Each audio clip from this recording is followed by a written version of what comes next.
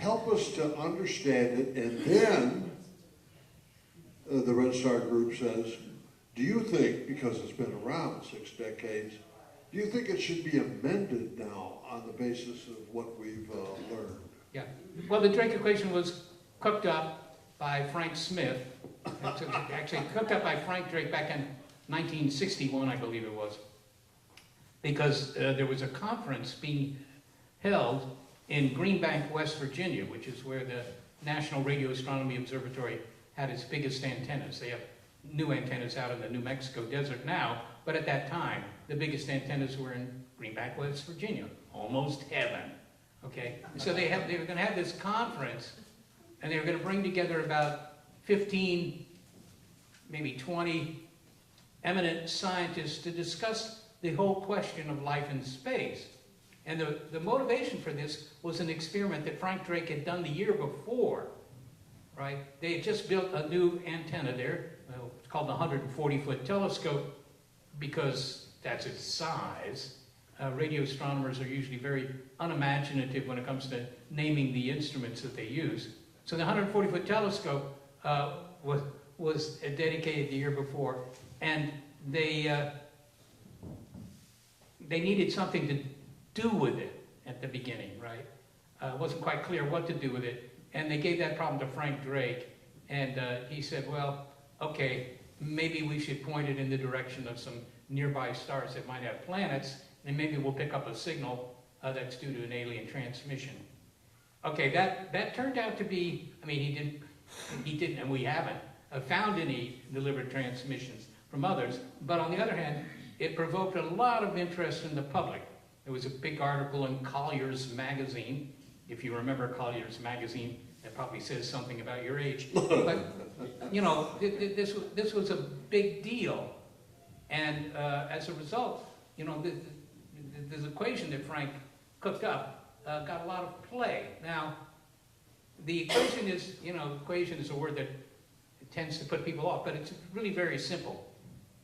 Frank wrote down this equation simply to try and estimate how many societies are out there in the nearby cosmos that are transmitting signals that are going through your bodies as you sit through this soporific panel, okay?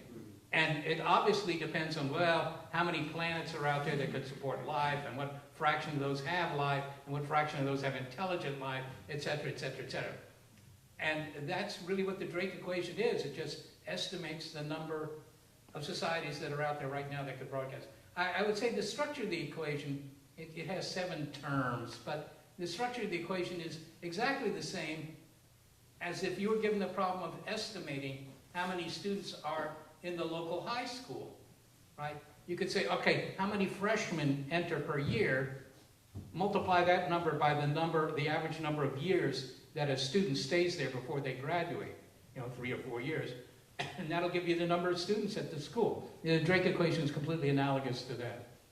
Was that too long? I'm sorry. No.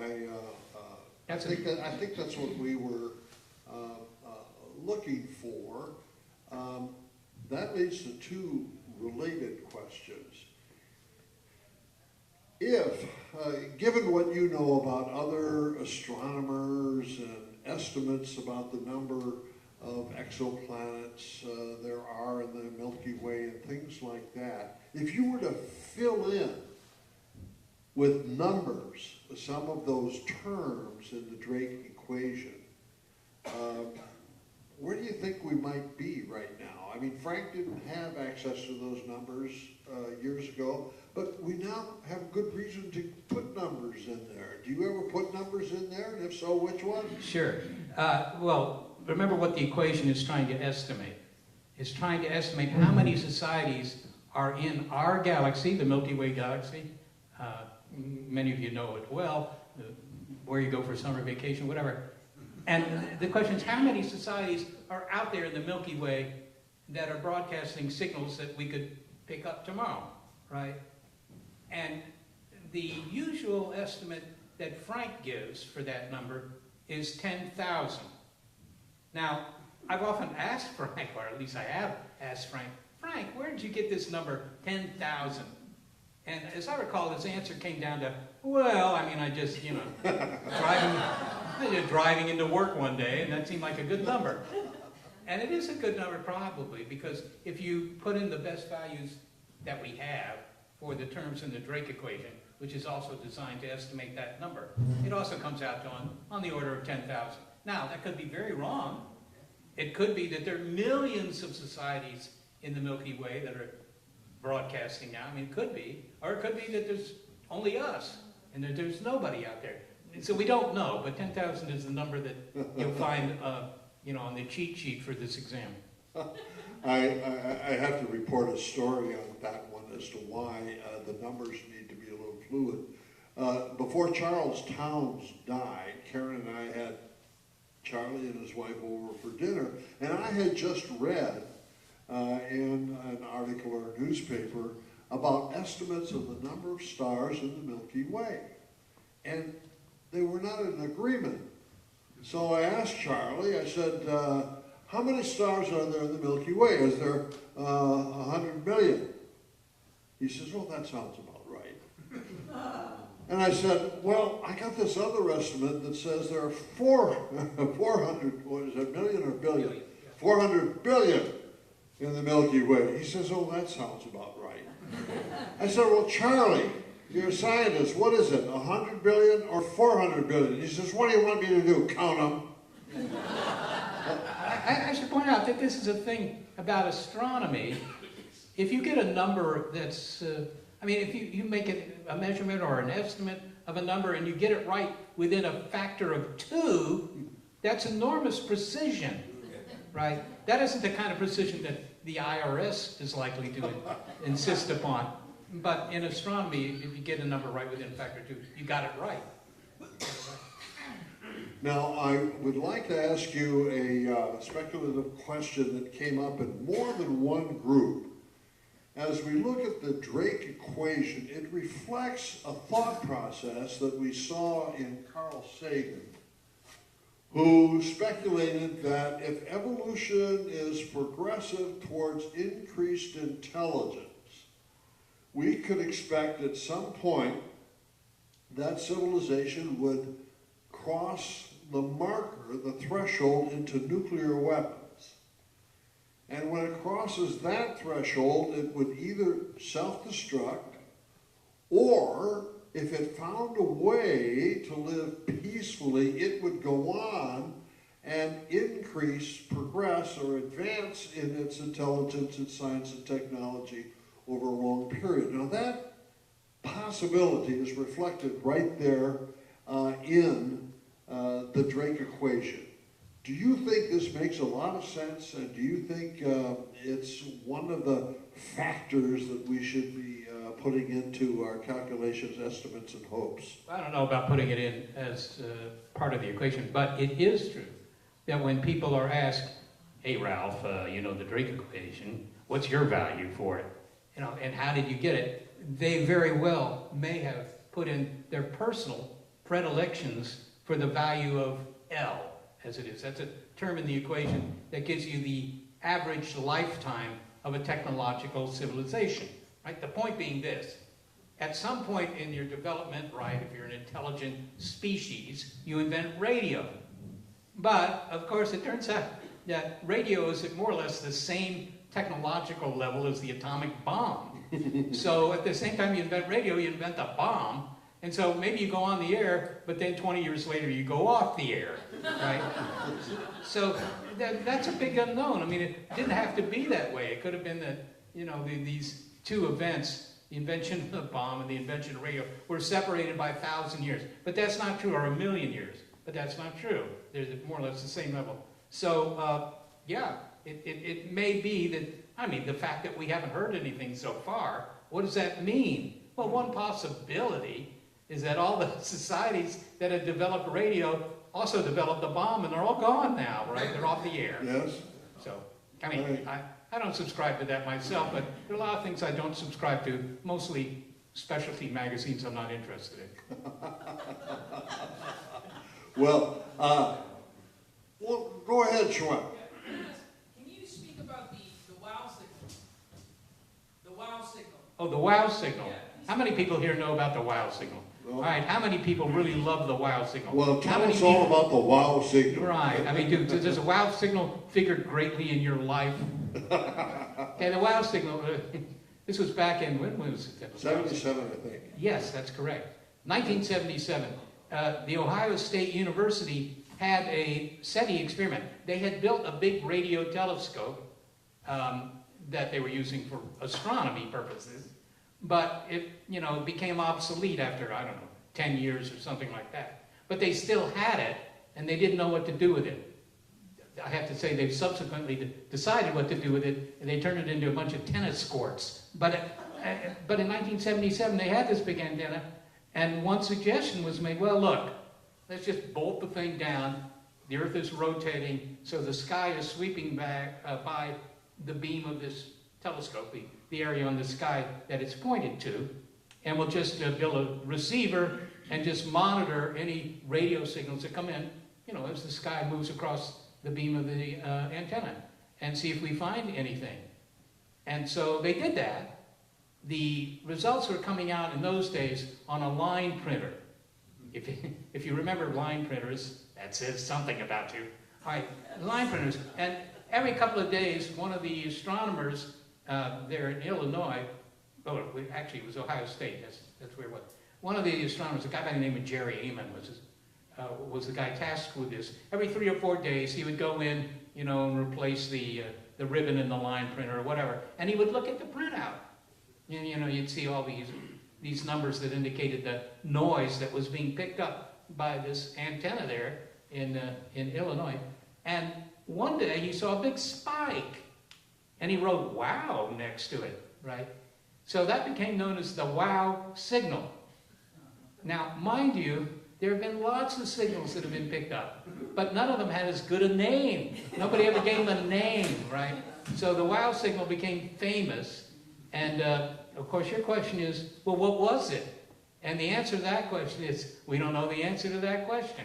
It was immediately, or almost immediately, reobserved. In other words, the antenna was directed back to the same spot on the sky, the same settings of the same frequency settings of the receiver, and it wasn't seen again. And it has been looked for by actually quite a number of people since, using that antenna, but actually, since that antenna is gone, other antennas, most of which were much better, and much better receivers too. And it was never found again. So, are you stultified yet? Okay, so what was it, And the answer is we don't know. I mean, it was seen once. And if you only see something once in science, generally, it's not really science, right? Because you can't verify it. So we don't know what the wow signal was. Could have been an Ohio State undergraduate prank. Could have been, most likely, just a transient in the receiver, just, if you will, an electronics problem in the receiver. But it wasn't seen again. It could be it was the aliens, they found Earth and they thought, well, let's send them a message. And they sent the message, we picked up part of it, and then they said, well, the heck with that. And then they went on to something else. Could be, who knows? If someday you're at work and you see the equivalent of a wow signal, could you name it the IRAS signal? Or Well, it's called the 10th signal. I have to say that IRAS is already taken in the field of astronomy. Oh, it is? Yeah, Oh. sorry, I don't want to disappoint you, but the IRAS, the acronym IRAS, stands for the Infrared Astronomical Satellite. Oh my And a goodness. few They decades stole ago, it, Well, maybe they did. But yeah, look it up. I mean, it found a lot of interesting stuff. Infrared Astronomical Satellite. It was built by the Europeans, but don't hold that against them. All right, now I'd like to ask you a subtle question that arose from our group. We had a long discussion about evolution and what guides it. Is it aggression, survival of the fittest, or is it cooperation?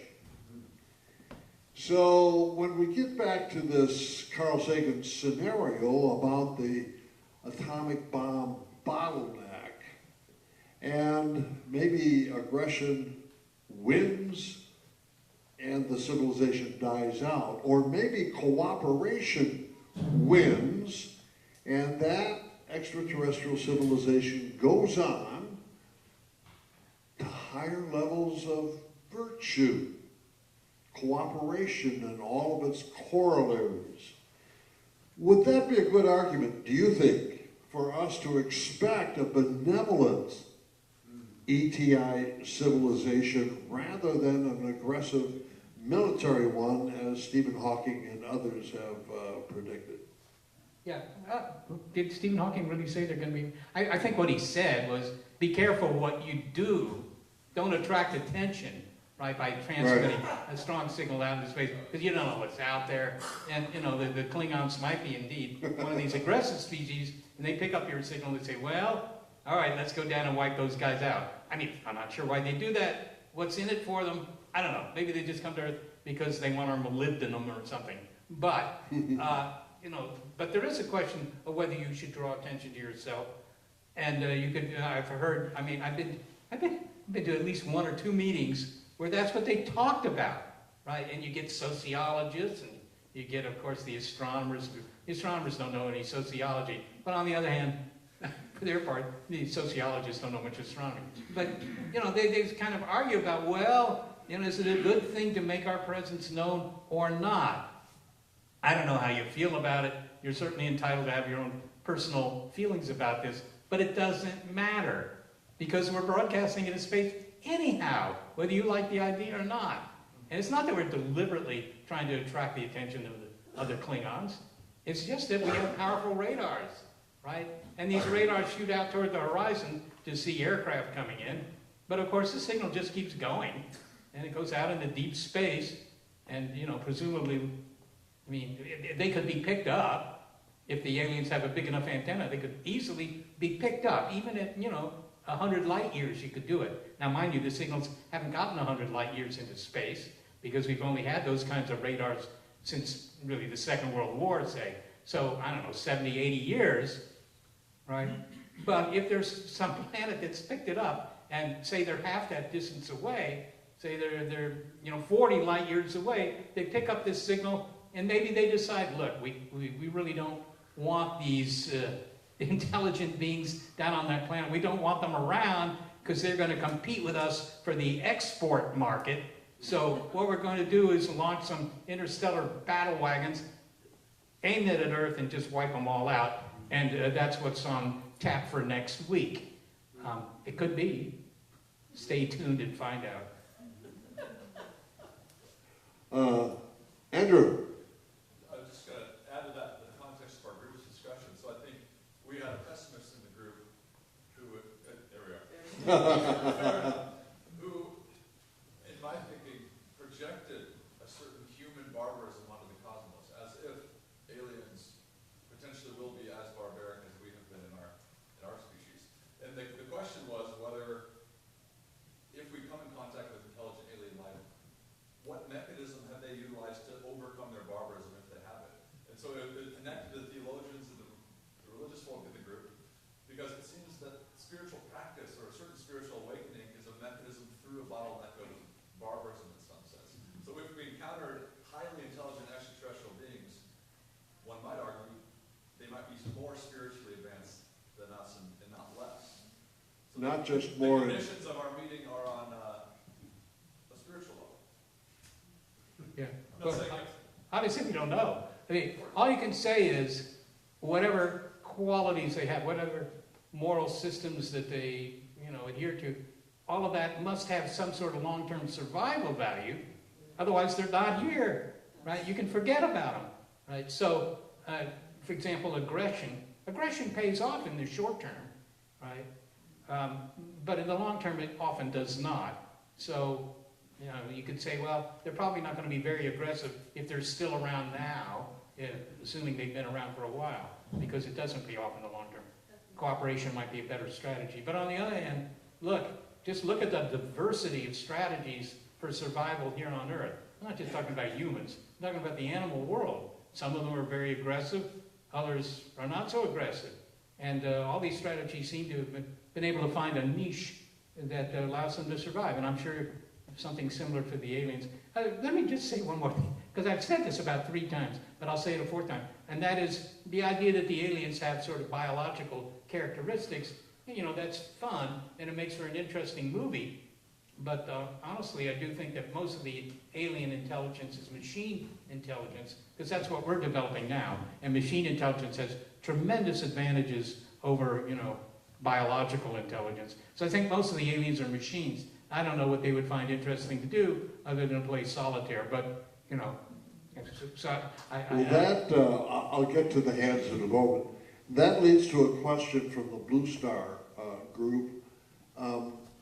What do you think about intelligence in general, and is it all connected? Here on Earth, we have intelligent species other than humans. We got whales, dolphins, pet dogs, etc.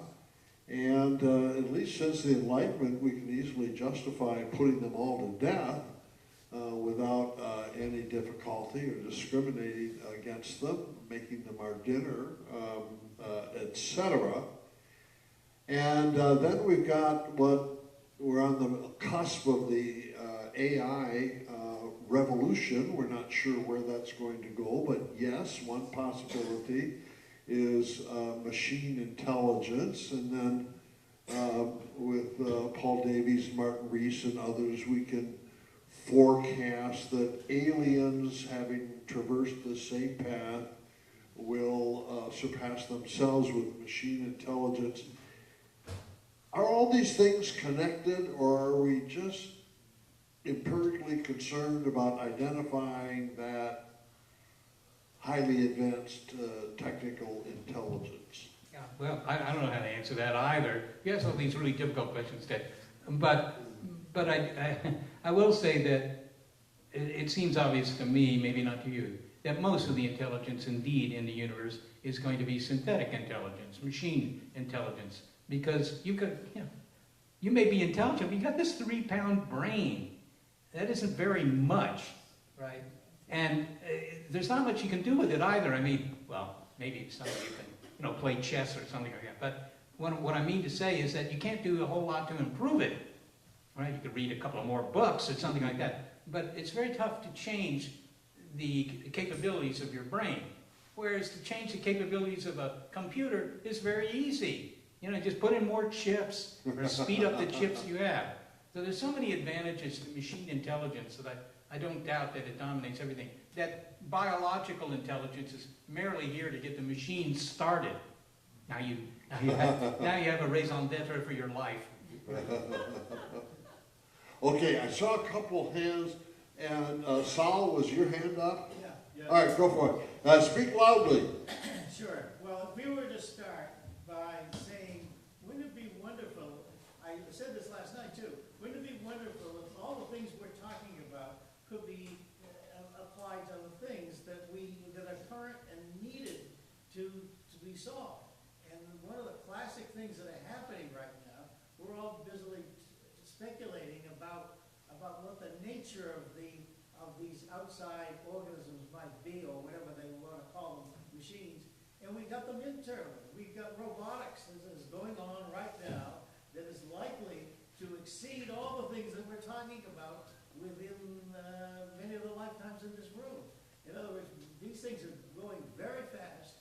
They're not happening just in the U.S. The Japanese are way ahead in this regard, but there are others that are in this as well. So my point is that if we were to think about what we're doing here, we're designing, in some respects, by asking all these questions and delving into it, we're designing what might be an optimization of how robotics could work. So I'd like you to comment about how that might. So, is there a question? The question is simple. The question is, how is it that we shouldn't be, but still, I'll just say, can't we use what we're talking about here in the room to affect the internal groups that are working on the not extraterrestrials, terrestrial outsiders, if you will, who are called robots? Yeah, I'm sorry.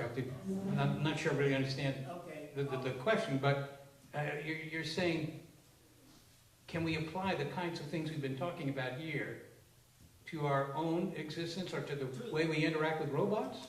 To the way in which we develop them, no, the way in which we control them better still.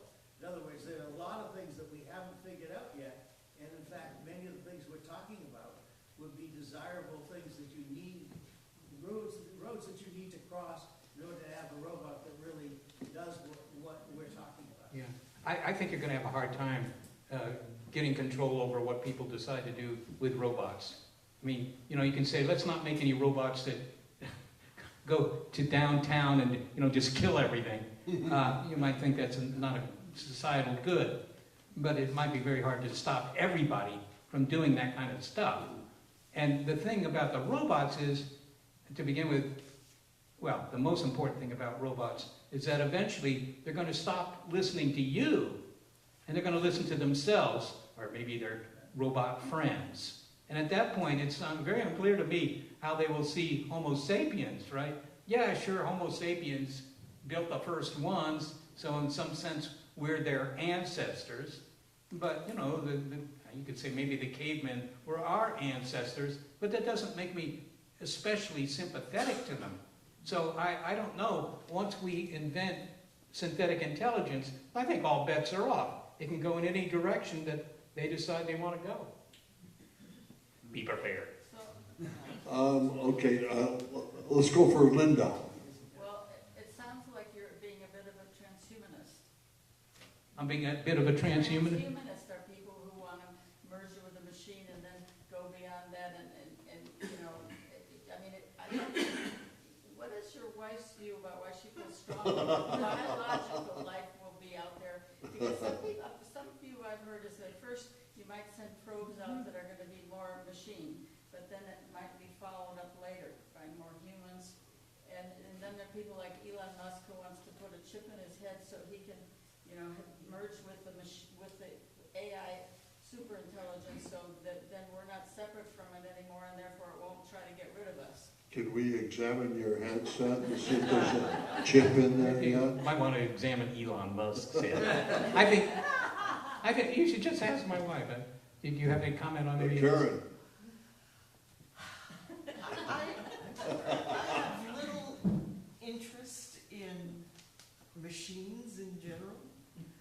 I probably would describe myself as more of a humanist. So the idea of machine intelligence, except as it could be used to benefit humankind. Yeah, that's called the alignment principle, to keep Yeah, I machine intelligence aligned to human values, etc. And that sounds like where you stand. Yes, and Seth disagrees. He Do feels you that- agree or disagree with Karen? Well, I don't want to disagree with what you just said. So I'll say I disagree. He disagrees that you can keep machine intelligence All right, right. under control. And As- all the as liberals you will just come said. along with these poor robots under human control and have a liberation movement. Right. Wow.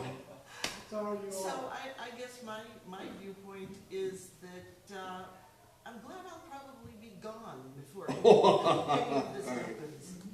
Anyone specifically on this point, go ahead, Mary. Well, sort of. It seems like the way you talk about intelligence is completely disembodied. And aren't our bodily beings part of our intelligence? And would an intelligent machine have the same kind of intelligence that we have? Because ours is fleshly as well as part of our brain. Yeah, that's a good point. And it's also been pointed out, actually, by people who, you know, work, I use that verb loosely, work in this field, right? Because they say, indeed, our intelligence is an outgrowth of the bodies we have, if you will. And if you had a different body or no body at all, you know, your intelligence might be completely different, or at least substantially different. And that may be. And what are you going to say to that, right? I mean, when you talk about machine intelligence, there's a great deal of ambiguity about what that means, right? It could just be a chess-playing computer, That's machine intelligence. Or it could be a machine that could run the federal government. Probably is run by machines by now. You know, there are all sorts of ways to look at this. I think that Alan Turing, you know, the famous computer scientist, he had developed what was called the Turing test. Not sure where he got that name, but in any case, his test for something, for a machine being intelligent. How do you know if this machine is intelligent? What's your machine here, Bob? Well, I call it Ralph, and here it is. Fills this room over here. How do you know it's intelligent? What Turing said is, you know, you just put it in another room somewhere and connect it to this room with, you know, microphone and speakers, and just have a human talk to it. And see if the human can tell that it's not just talking to another human in the other room, that it's actually talking to a machine. And if it can not tell the difference, then, you know, what's in the other room is machine intelligence. But, I mean, how practical is that? What use is that test? But there you have it. It was Alan Turing, not a stupid guy. CJ, could you let me know, and we got about 5 minutes to go because I've got a final question for Seth, but right now I'd like to take things from the floor. Is that all right? Yep. Okay. All right, I'll get back to you all, and go ahead. Just a quick one. Has your opinion about machine intelligence changed a lot recently, or is it a long-term belief that you have? Has my point of view when it comes to machine intelligence changed a lot recently? No, I suppose it would have if I'd met a machine that I thought was particularly clever. But, you know, the only machine I've met recently is my car, and it's not very smart. No, it hasn't changed recently. I mean, all you can do is say that if it's possible to build such a machine, a thinking machine, you know, you're not going to do it with levers and gears. You're going to do it with, you know, high-speed electronics, and that technology changes very quickly. Something called Moore's Law, right? It doubles in capability every 18 months or whatever at any given price point. So it's advancing very, very quickly. And consequently, the ability to build a thinking machine, right, one that can hold up its side of the conversation, that's getting closer all the time. I don't know if it's going to happen, you know, in the next 2 years or next 20 years, but I doubt that it'll be much longer than a few decades, personally. Go ahead. You've talked about radio waves as communication, possibly generated, indicating some sort of intelligence out there. The last few years, we've seen some amazing things with gravitational waves coming in.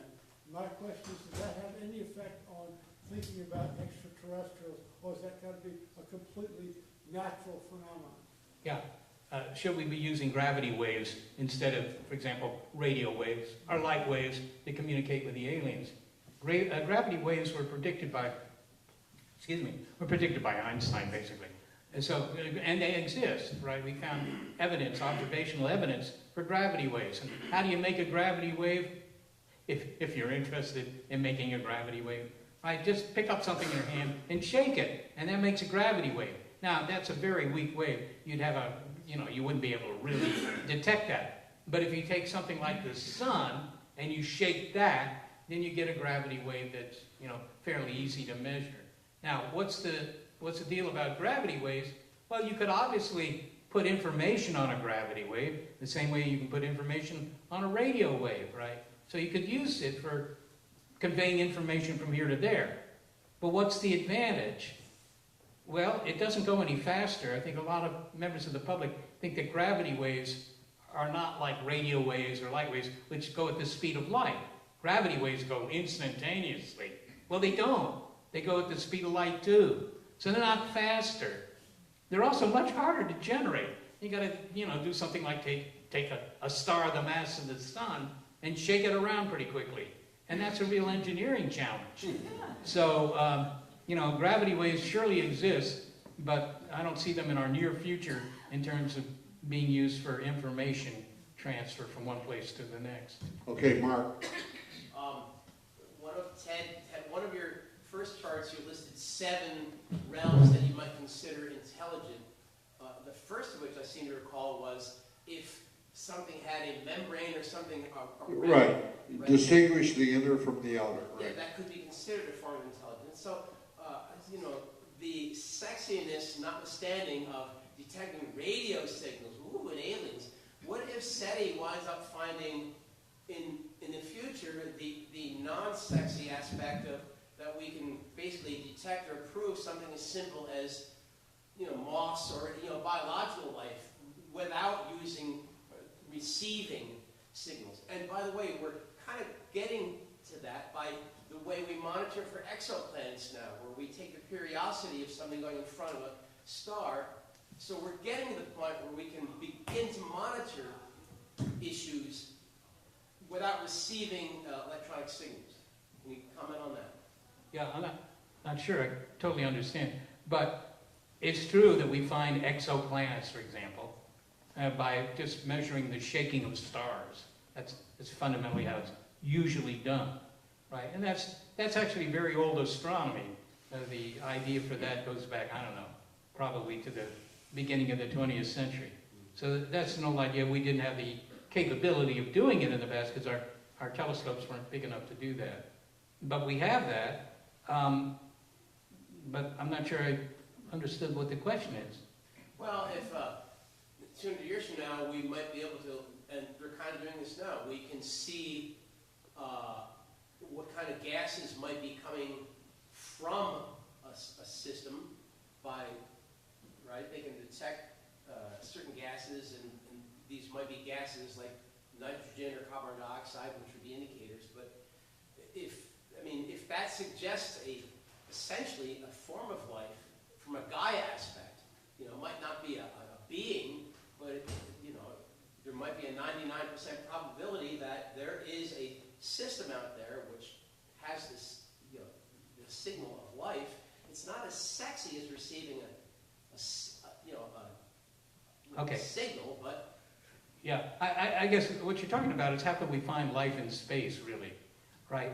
And of course, the thing most people think about is finding intelligent life by, for example, sending a rocket there, making photos of the landscape, and oh, look, there's an alien over there, that kind of thing. But in terms of what, for example, NASA does to find life elsewhere, they're looking for life that might not be terribly intelligent, you know, like microbial life or plant life. You can find plant life by just looking, as you say, for an enriched, an atmosphere that's enriched with oxygen, right? Assuming that it has the same sort of photosynthetic properties that our own atmosphere does, right? Or our own planet does. And you know, those kinds of experiments actually get done looking for, you know, life on other planets. But it's hard to find oxygen. It's not so hard to find oxygen, you know, in the atmosphere of Mars or any of the other planets of our own solar system, because they're all pretty close, right? Mars, I mean, I don't know how many of you have been to Mars, but you know it's a pretty short trip because it's only like 35 million miles away. But if you're talking about planets around other stars, they're light years away, and each light year is close to 6 trillion miles.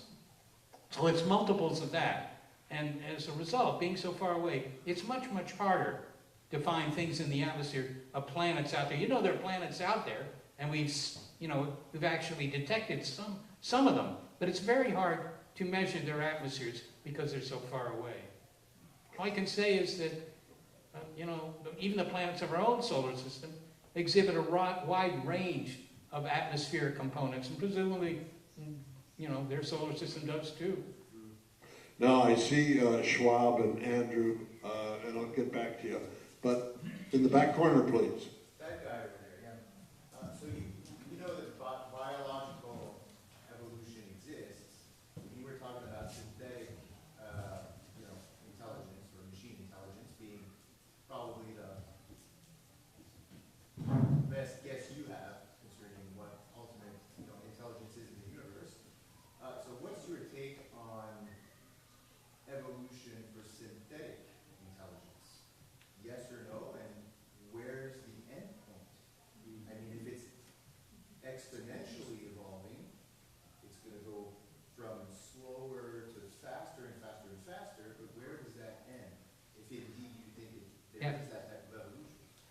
I think that's a really good point. I don't know where it ends, right? I mean, eventually you end up with something that is so enormously intelligent, it's far beyond anything we have here. I mean, you'd probably start worshiping this thing, right? So Well, there are theological theories about God evolving, but go ahead. could be. I mean, I don't know. There's no obvious end point, right? There's no end point that I can think of that, reflects something about physics or some other science discipline. There's not much limit that I can think of. You could build a machine. Well, there is a limit, actually. You could build a thinking machine, but there is the limit that as it gets bigger, because you want it to think deeper thoughts or whatever, when it gets bigger, that means that the amount of time it takes from, to get a signal from one part of its brain to the next part of its brain becomes something noticeable, right? Light signals like this go at the speed of light, which is about a foot per nanosecond. A nanosecond is a billionth of a second. So every billionth of a second, the signal goes another foot. Right? That's pretty fast. Right? That would get you to the moon in 1.5 seconds. But it's still finite. So, there probably is a limit to how smart a machine you can build, simply because to make it smarter, you presumably want to make it bigger. But when you make it bigger, now the neurons, if you will, are slow. And it takes a long time for information to get from one side to the other. So the brain isn't quite as smart as you had hoped. That may be the ultimate limit in thinking machines. Could we speed it up if we put it on Fox News? Put it on Fox. Does that speed anything up? No. Schwab. Seth, how much have Dyson spheres affected the SETI community?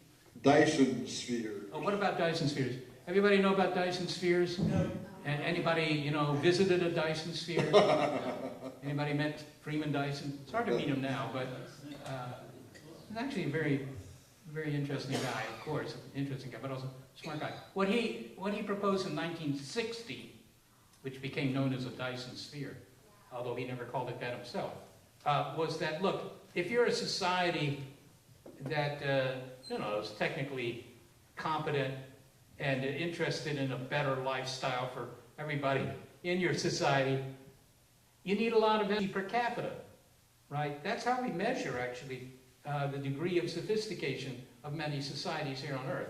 We say, what's the energy consumption per capita? Now, the higher that is, probably the better lifestyle they enjoy. A point of view encouraged by Pacific Gas and Electric. So, how do you, the way we get electricity is mostly by burning stuff, but you can obviously get it from sunlight. But if you say, look, we really need a lot more energy than that, what Dyson said was, well, why don't you just build take apart some worthless planet like Neptune. Neptune's pretty worthless. Just take it apart and rebuild it as a big shell outside the orbit of the Earth, for example, and line the interior with solar cells. And it doesn't have to be a complete shell, but, could be a partial shell. Doesn't matter. But now you could capture essentially all the energy coming off the sun, which for those of you who don't know, is about 4 times 10 to the 26 watts.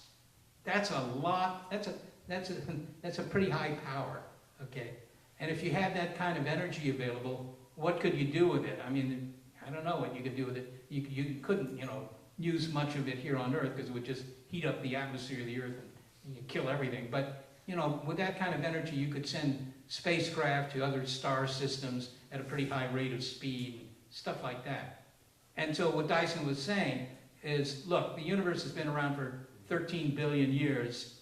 Earth has been around for 4 billion years. So it's been around for a long time. So there's, very likely societies out there that are billions of years more advanced than we are. And maybe they've done this.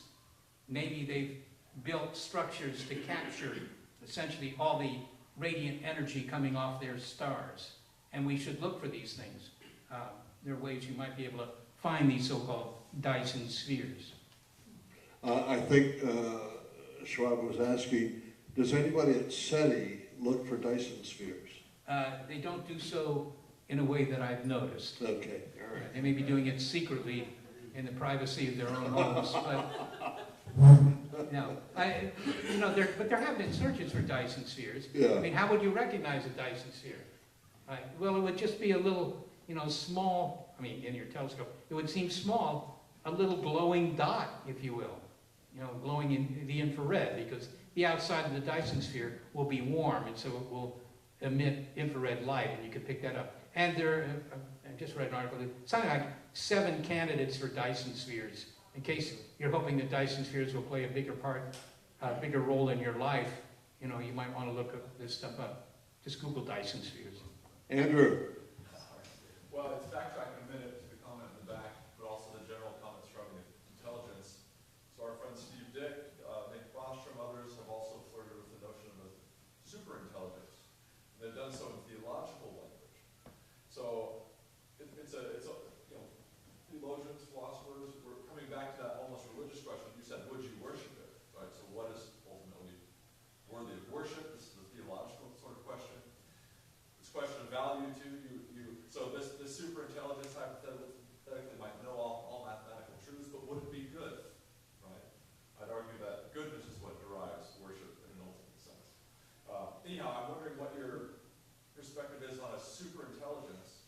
And if God doesn't exist now, might God exist up ahead as we are now writing? Not yet. So Steve, for example, will say this superintelligence could be omnipotent, omniscient, could exhibit all the classical theological attributes, but be a product of evolution and not its condition. I'm just wondering if you have any thoughts on a superintelligence. I'm not sure I really heard the question, or I think the real problem is I'm not smart enough to understand the question, but, are you asking my thoughts on superintelligent machinery? Yes, and whether or not using theological language for that is appropriate. Would you worship it? How about that? Yeah, well, I don't know whether I would worship it or not, but there is a tendency to worship something that you think is much more sophisticated than you are, much more clever than you are. That's true of all the gods, as far as I know, but what am I sitting here next to Ted Peters? Well, I don't worship the Pentagon. Okay. I mean, have any religions worship really stupid gods? I don't think so. Actually, yes, but never mind. That's a side trip. Keep on superintelligence. Yeah. I mean, maybe at some level of intelligence you say, I don't know what to call this anymore, Bob, but I think we just ought to call it a god. It's that intelligent. Maybe, I don't know. I think this connects to you, Ted, because you've written on astrobiology Right. as the almost religious science, right? There's still that drive towards the religious ethos, a superintelligence that would clarify all the mysteries that haunt us as human beings.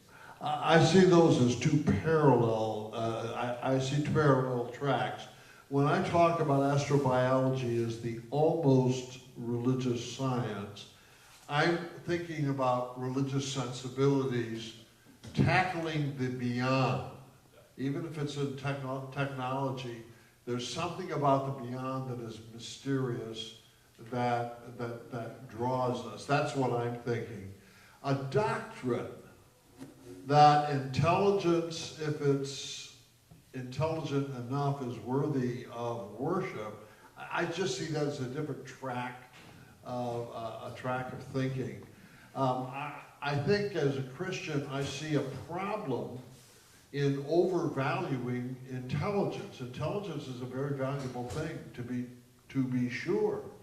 But when it becomes the criterion by which we measure good or bad, then you got a problem, because you've got compassion for the weak, at least in Scripture, compassion for the weak, and children and all. So I'm not inclined to worship intelligence, nor would I recommend anybody else do it, even though we value it very highly. That's just my opinion. So Well, Ted, ask your last question. okay, the last question, and this comes out of one SETI protocol. So if one day you are sure you have got the techno signature and you're quite sure that we now have an engagement with an extraterrestrial civilization. What have you and SETI prepared as a protocol, step by step? Whom do you tell besides Karen what it is that you did at the office today, and what's the rationale for the steps that SETI has planned to take in that moment? Well, there is a protocol. It sounds really ominous to me, but there is a protocol because when NASA was doing SETI, and it was when I came to California in, what was it, 75? 88. 88, well, I was close. He's already Okay. 13 years old. 88, yeah. But NASA had a SETI program, and they had a protocol, because it was a guy in charge of that program, John Billingham.